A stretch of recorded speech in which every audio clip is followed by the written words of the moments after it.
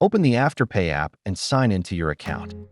Tap the Account tab, then open Transactions to view recent purchases. Note that transactions are tied to your account and cannot be permanently deleted from the app. Go to Settings, then Privacy to see data and sharing options. To remove local traces, clear the app cache or delete the app from your device, then reinstall. Sign out, and if desired, remove Save Cards under Payment Methods for extra privacy. To request permanent removal, contact Afterpay support and request data deletion for your account. Open Help, choose Contact Us, and start a chat or submit a request.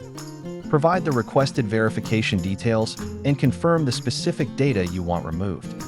Afterpay will respond. Under privacy laws, they may retain some records for legal reasons. Review linked accounts and bank statements, and consider contacting merchants to remove receipts where possible.